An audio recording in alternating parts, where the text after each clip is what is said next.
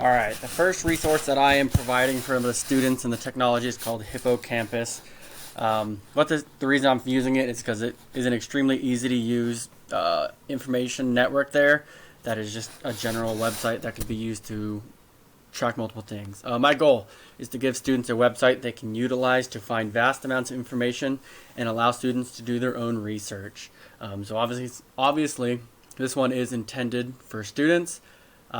It can be any age, any subject. Kind of is very broad.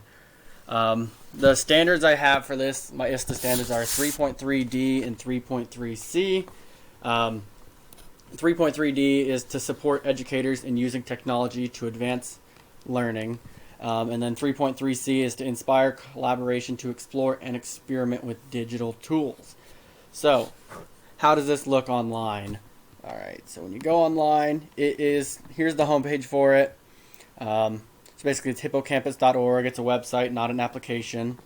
And it allows you to basically go through and look at any different subjects. So say you're teaching economics for your class, and you can just go down there on the bottom it said economics, and then we can choose our much more in-depth topics. So we'll go banking and money, and then it's got a whole list of them to look over. So we can do bank notes and checks, and then it's got this little video that can play and kind of talk about bank and checks and all that.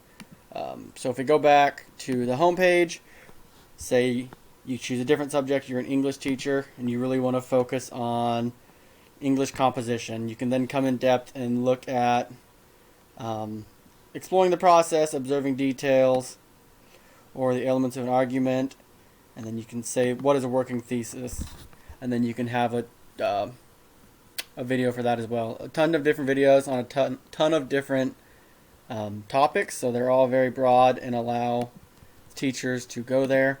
It is also helpful because it does have a teacher section where they can go and they can create a playlist of videos that they want their students to watch.